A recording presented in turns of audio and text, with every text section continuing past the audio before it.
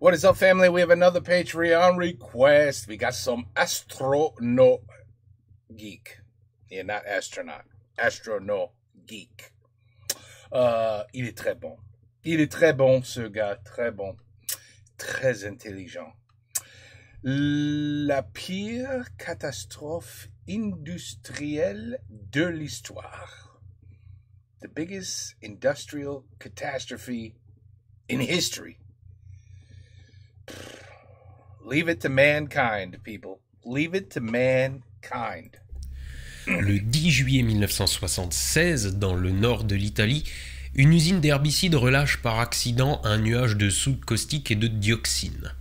Les autorités ne sont prévenues que 2 jours plus tard, et les populations, encore 2 semaines après. On ne déplore aucun mort humain, mais des hospitalisations d'enfants à la chaîne et l'abattage de milliers d'animaux. Cet accident a été émaillé de nombreux scandales, le principal étant qu'aucun plan d'urgence n'avait été préparé par la société exploitant l'usine. À la suite de cet événement, l'Europe créera en 1982 une directive visant à identifier tous les sites industriels sensibles et les soumettre à une rigoureuse planification de plans de prévention et d'urgence. Cette directive porte le nom de l'un des villages touchés le 10 juillet 1976, Seveso. 1982. Mais la directive Seveso est européenne. Dommage. Parce qu'à peine 2 ans plus tard, en dehors de sa juridiction, va se produire l'une des plus graves catastrophes industrielles de l'histoire.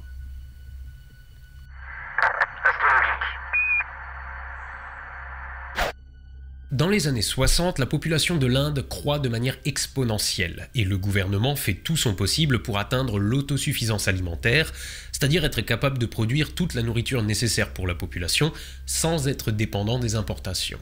L'agriculture se développe donc rapidement, mais une plus grande concentration des cultures permet aussi le développement des parasites et autres maladies qui vont avec, et dans les faits, une grosse fraction des productions crève sur pied ou est bouffée avant la récolte. L'Inde a donc besoin de pesticides. Aux États-Unis, l'Union Carbide Corporation est une grosse société de production de pesticides qui possède 700 usines dans 38 pays et le marché indien lui fait de l'œil. Le gouvernement accueille chaleureusement la proposition de Carbide de s'implanter dans le pays. Une première usine est installée sur l'île de Trombay en 1966, puis une autre à Madhya Pradesh dans le centre du pays, et en 1968, une troisième à Bhopal, capitale régionale qui compte quelques 300 000 habitants. L'usine est installée à l'extérieur de la ville et à proximité de la gare. C'est une usine modeste qui s'étale sur 2 hectares et qui se contente de fabriquer des pesticides à base de matières premières importées des États-Unis. Mais les besoins de l'Inde en pesticides augmentent et le gouvernement demande à l'Union Carbide d'augmenter sa production. L'usine est alors agrandie et en 1978 s'étale sur 60 hectares pour produire elle-même les différents composés de ses produits dont elle doit livrer 5000 tonnes par an. This sounds like a disaster in the making. Attirée par l'eau et l'électricité qui sont installées pour les besoins du fonctionnement de l'usine, la population passe en quelques années de 300 à 800 000 habitants, dont les plus pauvres s'entassent dans le bidonville situé entre la ville et l'usine, qui n'est plus isolé mais se retrouve au contraire au milieu d'une zone très densément peuplée et évidemment sans aucun urbanisme, et ne me parlez même pas d'infrastructures ou de plans d'évacuation. Oh, God. Oh, la la. Look at the amount. I mean, India, you know. Ils adorent baiser beaucoup là-bas. Ils ont fait des enfants. Bam, bam, bam, bam, bam. Ouais. En fait, la zone est tellement densément peuplée que les dernières maisons du bidonville prennent appui sur les grillages qui bordent l'usine. À ce stade-là, je sais que vous sentez déjà la douille arriver.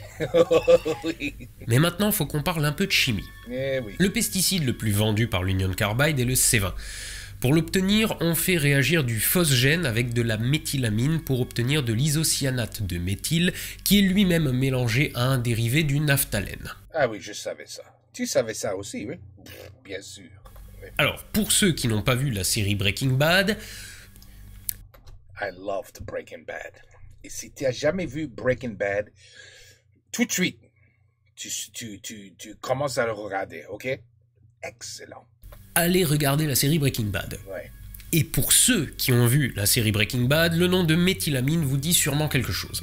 C'est un gaz incolore dérivé de l'ammoniac qui sert à la synthèse d'énormément de composés chimiques. On s'en sert pour produire des médocs, des pesticides, des solvants et même des réactifs photographiques. Et bien entendu, dans Breaking Bad, elle sert à faire de la meth. Eh oui. Tout comme notre dérivé de naphtalène, c'est un produit à manipuler avec précaution, mais disons que ça va par rapport à ce qu'on va voir maintenant. Non, nous on va s'intéresser aux deux autres, et d'abord le phosgène. Alors, le phosgène, comment dire ? C'est un gaz de combat. Il a été utilisé dès 1915 dans les tranchées, et c'est une vraie saloperie. On le produit par oxydoréduction de monoxyde de carbone et de dichlore. Le premier remplace l'oxygène dans votre sang si vous l'inhalez et vous tue. Le deuxième est plus lourd que l'air et forme des nappes extrêmement irritantes et toxiques et vous tue. D'ailleurs, c'est aussi un gaz de combat. Bon, si je précise qu'on le fabrique à partir d'un autre gaz de combat, c'est parce que ce salopard est instable et se décompose à trop forte température et refait du dichlore. Alors, un gaz de combat qui fait un autre gaz de combat. La belle affaire, me direz-vous peut-être. Mais non. Le dichlore, c'est un gaz coloré et qui pique très fort le nez bien avant qu'il ne se trouve dans l'air à des concentrations dangereuses. Donc quand t'es dans ta tranchée, si t'as le nez qui picote, tu gueules juste au gaz et tout le monde enfile son masque avant que ça commence à craindre vraiment. Non, le phosgène, il est bien plus fourbe. Il est incolore et dégage seulement une très légère odeur de foin. Et il est toxique dès 8 mg par mètre cube d'air, soit avant même que la plupart des gens ne le sentent. Wow. Et le phosgène, il vous laisse pas sur place comme le dichlore. Il provoque juste une toux d'irritation et puis ça va mieux.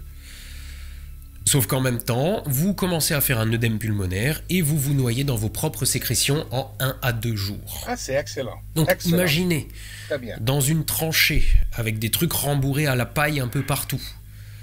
Une légère odeur de foin, vous risquez de la sentir souvent. Le phosgène, c'est non seulement une saloperie chimique, mais aussi psychologique.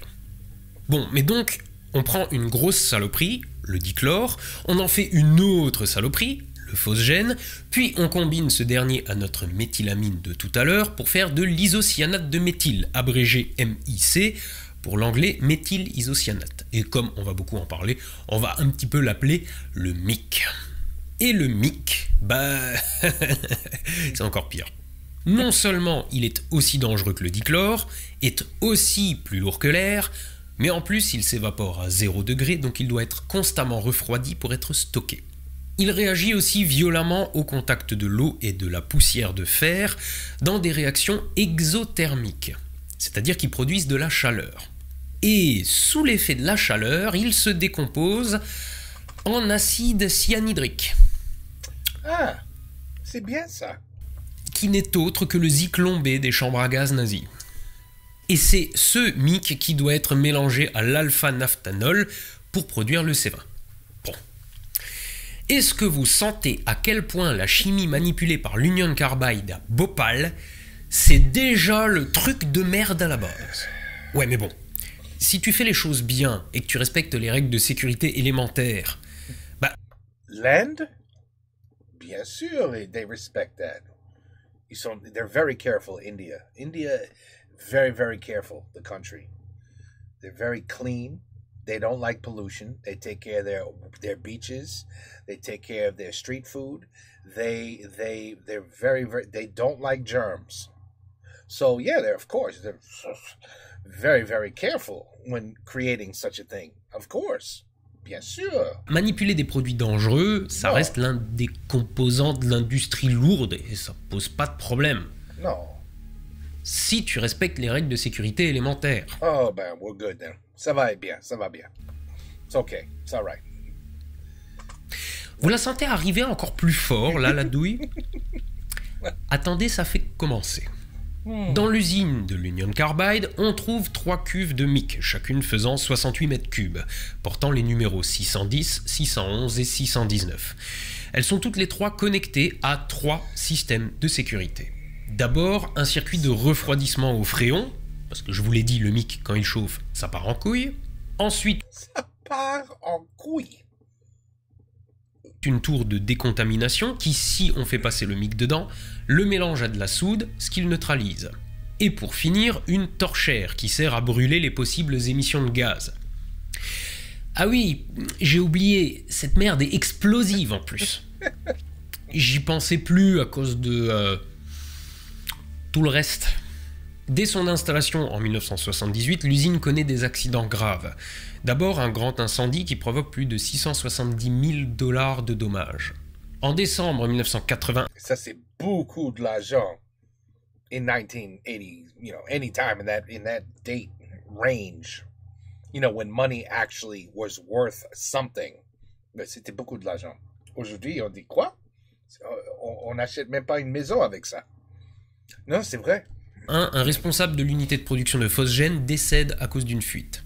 Le mois suivant, une autre fuite tue 15 ouvriers. Le mois d'après, 25 autres sont intoxiqués par ce même gaz.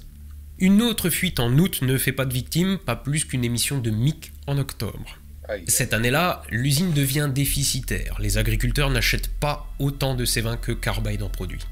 En 83, après une grosse sécheresse suivie d'une crise économique, l'usine ne remplit pas la moitié de ses objectifs. En outre, elle ne parvient pas à produire de l'alpha-naphthanol de qualité et doit en plus l'importer des États-Unis, ce qui coûte en plus bon bec. En décembre 82, le directeur de l'usine, qui a fait sa carrière dans les produits chimiques toxiques, se barre. Il est remplacé par 2 gaillards chargés de redresser la situation économique. Mais eux, ils bossaient auparavant dans les piles et n'ont pas spécialement d'expérience avec la manipulation des produits toxiques.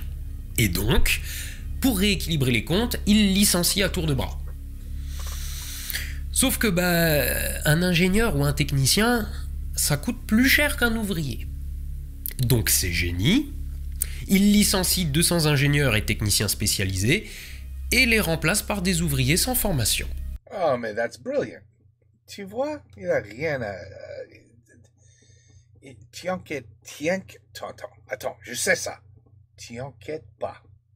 Merde, je dis ça.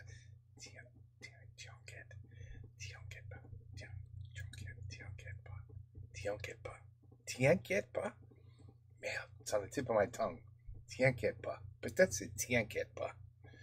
Oui, don't worry, c'est lent. Tu vois, they got it all figured out. Les effectifs de l'usine passent de 1000 à 650 employés et ceux chargés de l'isocyanate de méthyle sont 2 fois moins nombreux qu'auparavant.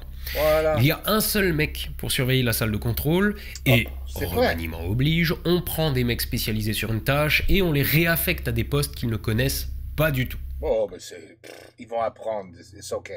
Alors, il y a bien des manuels d'instruction, mais ils sont écrits en anglais. Et la plupart des employés ne parlent que l'hindi. Oh, but they speak very good English also, Sometimes they call you on the phone and they say, hello, how can I help you? This is tech support. What is wrong with your computer? Yes. Oh, it's locking up. Never mind. Ensuite, la maintenance et l'entretien, ça coûte cher. Donc, on espace, puis on supprime la maintenance et l'entretien. Mais c'est pas les valves de possible. sécurité et les capteurs, c'est cher. Alors quand ça pète, on les remplace pas. Tu la sens là, la douille? Tu la sens bien? Non, ça va être... C'est ok. Il n'y a rien à... It's alright. Ça va être... It's gonna be okay. Un audit mené par une équipe américaine de l'Union Carbide révèle une centaine de manquements graves à la sécurité, autant sur l'équipement, soit manquant, soit mal entretenu, que sur le personnel, en sous-effectif, pas formé et qui bosse sans rigueur. Le directeur met 5 mois à répondre pour dire que les réparations auront lieu dans plusieurs mois encore. La maison mère aux États-Unis, constatant que l'usine est un gouffre financier, décide de la fermer pour la démanteler et envoyer son équipement sur d'autres sites au Brésil et en Indonésie. Mais le gouvernement indien refuse, de peur que cette fermeture ne refroidisse les investisseurs étrangers. Des syndicalistes tentent depuis un bout de temps maintenant de mettre en lumière les graves manquements à la sécurité dans la gestion de l'usine. Sauf que l'Union Carbide est riche et les autorités indiennes aisément corruptibles. Donc évidemment, Very true. tout le monde regarde ailleurs. Nous sommes maintenant à l'automne 1984. Ah là là. Après plusieurs fermetures temporaires, les problèmes de sécurité ne sont toujours pas corrigés. Le 26 octobre, l'usine est arrêtée et le DIRLO décide de désactiver les 3 systèmes de sécurité des cuves de mic, estimant qu'ils servent à rien dans une usine à l'arrêt. Le génie est partout, comme dirait l'autre, mais pas chez ce gars-là, manifestement. Ouais, parce que la cuve 610 est à ce moment-là encore remplie de 42 mètres cubes d'isocyanate de méthyle. Mais elle ne devrait jamais dépasser les 34 mètres cubes sur 68. Parce que la moitié de l'espace est réservé à l'injection d'un produit pour le neutraliser en cas de problème. Le 1er décembre, des opérateurs veulent mettre la cuve sous pression en y injectant de l'azote, mais n'y parviennent pas. Or, sans pression, n'importe quoi peut rentrer dans la cuve. Le soir du 2 décembre 1984, un opérateur est chargé de rincer les conduites qui amènent le mic produit dans l'usine jusqu'aux cuves de stockage. Et cette opération se fait avec de l'eau. Normalement, pour ce faire, on ferme les vannes d'accès à la cuve. Rappelez-vous, le mic avec de l'eau, ça fait de l'acide cyanhydrique. Oui, je rappelle. Du zyklon B. Mais son supérieur ne connaît rien à l'isocyanate de méthyle ou au phosgène, et ignore qu'il faut fermer ces putains de vannes. Donc l'opérateur, lui, on lui demande de rincer les conduites, il rince les conduites. À 20h30, il commence son taf et constate que l'eau ne ressort pas par les robinets purgeurs situés en aval, comme elle devrait le faire. Il avertit son supérieur qui lui dit que les robinets doivent être encrassés et qu'il faut juste les nettoyer, et pour ça, plus de eau. Il lui dit de laisser l'eau ouverte toute la nuit. Ah. Les tuyaux sont censés être bouchés par des robinets encrassés. Les mecs pissent des litres et des litres dedans. Et ils s'inquiètent pas du fait qu'elle ne rejaillisse nulle part. Évidemment qu'elle ne rejaillit nulle part puisqu'elle est envoyée tout droit dans la cuve 610. Pire que ça, les tuyaux étant pourris, elle emmène avec elle tout un tas de résidus métalliques. À 23h, changement d'équipe. Un nouvel ouvrier s'installe dans la salle de contrôle. La sonde de température de la cuve 610 est pétée depuis longtemps. Et ça n'inquiète personne. D'autant que je vous rappelle que le système de refroidissement a été arrêté. Mais la sonde de pression marche encore. Il constate dans les relevés qu'à 20h, elle était de 2 PSI, soit la norme basse. Mais la pression n'a pas été relevée depuis. Vers 22h, les employés à l'extérieur commencent à avoir les yeux qui piquent. Alors qu'ils bossent à 8 mètres au-dessus de la cuve. Le chef de la salle de contrôle relève alors la pression, qui est 15 fois supérieure, avec 30 PSI. Puis d'un coup d'un seul, elle bondit à 55. Les ouvriers se précipitent alors pour aller voir ce qui se passe au niveau de la cuve. Elle vibre sous l'effet de l'ébullition du mic. Ils ferment alors l'arrivée d'eau. Mais il est trop tard. Plus d'1 mètre cube a déjà coulé dans la cuve. La pression monte tellement qu'une vanne de sécurité s'ouvre et envoie l'isocyanate de méthyle vers la tour de décontamination qui a été désactivée. Donc le gaz s'en échappe sans être neutralisé. L'alarme est activée dans toute l'usine. On parvient à isoler le réservoir 611 pour éviter que lui aussi ne s'emballe, mais le problème c'est le 610. Les secousses du gaz et la pression finissent par briser l'enceinte de béton au-dessus et font sauter la vanne principale. Le superviseur appelle alors les pompiers en espérant noyer le geyser de mic qui dégueule de la tour de décontamination. From fire. Oui. Noyer. From firefighters. Avec de l'eau. Eh les connards! Si les ingénieurs sont payés plus cher, c'est parce qu'ils ont quelques notions de chimie en plus, hein? En moins de 5 minutes, les pompiers sont là, mais le jet de leur lance est trop court et n'arrive pas jusqu'au sommet de la tour de décontamination. On donne alors l'ordre d'évacuer l'usine, tandis que les 2 fuites d'isocyanate de méthyle commencent à former une nappe au sol. Nappe d'acide cyanhydrique, de phosgène et de méthylamine, de plus de 100 mètres d'envergure, plus lourde que l'air, et qui, poussée par le vent, prend la direction du bidonville. Il est alors 1h30 du matin. Les centaines de milliers d'habitants sont surpris dans leur sommeil. Le premier effet de ce mélange, c'est de provoquer une cécité. De rendre aveugle, quoi. Avec un peu de chance, si je puis dire, c'est pas définitif. Mais reprenons. Les habitants se réveillent en pleine nuit, la gorge, le nez et les yeux en feu sous l'effet du gaz. Aveuglés et pris de panique, ils se précipitent dans les rues, mais courant dans toutes les directions, ils accélèrent leur rythme respiratoire et inhalent encore plus de cette saloperie. Les gens courent dans tous les sens, mais sans plan d'urbanisation ni d'évacuation, et sans que qui que ce soit ne sache ce qui se passe. Ils commencent à suffoquer et s'effondrent les uns après les autres. Le nuage poursuit son chemin jusqu'à Bhopal même, créant la panique dans la plupart des quartiers de la ville.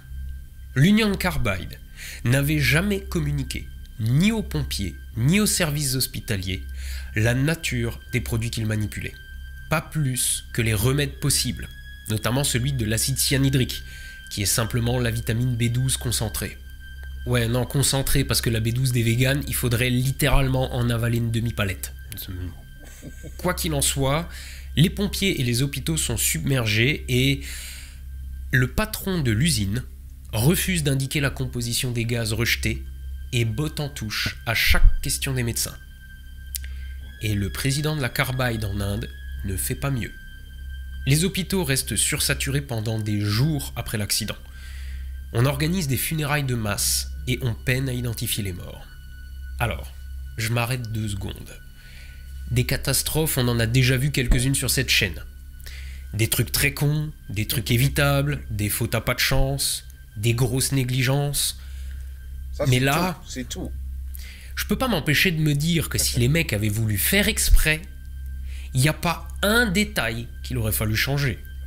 Alors attention pour les 2-3 anencéphales du fond qui sont là pour le quota. Je suis pas en train de dire que c'est le cas. Non mais je me méfie maintenant, vu que c'est devenu le sport national pour certains, de me faire dire ce que j'ai pas dit. Je dis pas que l'accident de Bhopal a été orchestré. Je suis juste en train de dire que les mecs se sont révélés d'une incompétence tellement crasse que s'ils avaient voulu faire ça volontairement, ils auraient pas pu faire mieux. À ce stade d'incompétence et de dangerosité, ça devient presque de l'art. Et c'est ça le propre des plus grosses catastrophes. Parfois, une once de bon sens de la part de l'un des protagonistes permet de limiter un peu les dégâts. Mais là, non. C'est ouf. Warren Anderson, le PDG de l'Union Carbide, arrive en Inde 4 jours après la catastrophe. Il s'entretient d'abord avec le président de Carbide India, puis se rend à Bhopal, et là, les flics lui tombent dessus, et il est arrêté. Il est libéré sous caution et expulsé du pays. Monumentale erreur. Parce que durant les 30 ans qui vont suivre, l'Inde n'aura de cesse de demander son extradition, ce que les États-Unis refuseront systématiquement. Mais revenons à décembre 84. L'Union Carbide crée une commission d'enquête comprenant notamment l'ancien directeur qui s'est barré 2 ans auparavant. En revenant sur place, il constate alors l'état de délabrement total de son usine. Et surtout, il constate aussi que les 2 autres cuves, la 611 et la 619, contiennent toujours 21 tonnes d'isocyanate de méthyle. Devant le danger que ça représente, il est décidé de vider les cuves en se servant de ce qui reste pour fabriquer du séverin. À cette annonce, la population de Bhopal prend la fuite sans même savoir où se réfugier, et la ville se vide de 200 000 habitants. L'opération de production de séverin commence le 16 décembre et dure 3 jours et 3 nuits. Suite à ça, l'usine est fermée et une grande bataille judiciaire va s'étaler sur des décennies. L'Union Carbide soutiendra constamment l'hypothèse d'un sabotage d'un employé cherchant à se venger, car selon eux, personne n'aurait été assez stupide pour insérer de l'eau dans une cuve d'isocyanate de méthyle. Vous en êtes pas convaincu ? Non, I am. Les juges non plus. L'Inde demande 15 milliards de dollars de compensation. En 1989, l'Union Carbide verse 470 millions de dollars au gouvernement indien en échange de l'abandon des poursuites. Il y a eu 80 000 demandes d'indemnisation devant les tribunaux et en moyenne, les indemnisés ont reçu 700 dollars. Ça fait 65 millions de dollars. Sur les 470 millions, 20 ans après la catastrophe, les victimes n'en avaient toujours vu que 65. Bah ouais, faut faire jouer la montre, parce qu'une victime qui est morte entre-temps, pas besoin de l'indemniser. JD d'Asclepios avait déjà parlé de cette méthode de fils de pute dans sa vidéo sur le scandale des Radha Girls. Vous irez la voir, mais je vous la refais en vitesse. un procès de femmes qui ont bossé au contact du radium et qui font un procès à leur ex-employeur une fois qu'elles ont toutes chopé des cancers. L'ex-employeur fait traîner la procédure au maximum parce qu'elles ont toutes chopé des cancers graves et que they'll be dead sooner or later. Il suffit d'attendre qu'elles clament et il n'y aura plus de procès. L'Union Carbide fut plus tard racheté par Dow Chemical qui laissera le site de Bhopal à l'abandon. C'est la merde, non? Ça, c'est la gueule de l'usine en 2008. Et ça, c'est la merde. cuve 610. Voilà. Encore une fois, et comme souvent dans ces histoires de catastrophes, le balai-couillomètre est au zéro absolu. Encore que dans ce cas-là, je crois même qu'il est cassé. Bah, de toute façon, c'est des pauvres, alors on s'en fout, hein. Ils sont à 1 milliard, or quelques-uns de plus ou de moins. Les autorités locales ont réussi à identifier 3828 cadavres. On estime que 8000 That's actually way lower than I thought. personnes sont mortes le soir même et dans les 3 jours qui ont suivi. Wait, okay. But I was thinking hundreds of thousands were going to be dead. 8000 autres ont succombé à leurs séquelles, notamment respiratoires, dans les années qui ont suivi, ce qui fait un total de 16 000. Mais les associations de victimes avancent le nombre de 25 000. Ouais. Et si on compte toutes les victimes, des morts, ou handicapés lourds ou légers, jusqu'au mec qui a juste eu les yeux qui piquent, le nuage de Bhopal a touché plus de 360 000 personnes. Now that's more of a realistic number. Pendant l'activité de l'usine, on y enfouissait les déchets dans le sol sans aucune protection. Les nappes phréatiques de la région sont durablement contaminées. L'usine, laissée en l'état, est un terrain de jeu pour les gosses. Enfin, ceux qui ne sont pas nés malades ou atteints de graves malformations à cause de la pollution. Chaque année, en décembre, les habitants de Bhopal manifestent pendant un carnaval lugubre où ils crient leur colère et brûlent des effigies des dirigeants de la Carbide. Ouais, parce que Warren Anderson, le PDG de l'époque, qui est retourné aux États-Unis après son expulsion, n'a jamais été inquiété par la justice américaine et est mort 30 ans plus tard, à 92 ans, dans sa petite maison de campagne à 50 millions de dollars. It's all about the money, people. It's all about the money. It's the shitty money that makes the world turn. And, you know, over here we have a saying, money is the root of all evil.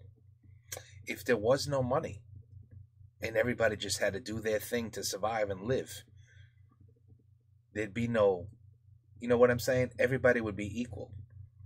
Everybody would be equal. We can't have that. That's not possible. No. There has to be filthy rich, and there's no more middle class. So it's filthy rich, poor. And that's the way it has to be. It's the way it has to be, people. No one gives a shit about your life. If they can make $1 off of your life, no problem. C'est dégueulasse. C'est très triste, mais c'est vrai. Levez les yeux au ciel, soyez astronogeek, et à la revoyure. There we another beautifully well told story. He's great, this guy. He's great, this guy. But I mean, he's right. You couldn't have wrote this up better for a disaster to occur. As if somebody was saying, let's do this on purpose. He's right. Because you couldn't have fucked up any more than you did. That cost too much money, get rid of it. That cost too much money, get rid of it. Sometimes, you know that saying, there's another saying, you have to spend money to make money. If you don't spend money to make money, you try to cut corners, it's going to come back and bite you in the ass. It always does. And unfortunately, I mean, first of all, why would you build an entire suburb, town / city, whatever you want to call it, around a factory that is producing pesticide? Oh, I mean, I have to get another hat. Quand on est con. Voilà, I need another hat. I'm going to have to make another hat. Because Ça, c'était con, mais c'était pas bon. Anyway, another great story. Another, I never knew about this. Je savais pas. But this, ça arrive everywhere. C'est comme ça partout. Ça is all that matters. Take care. Peace out. À la prochaine.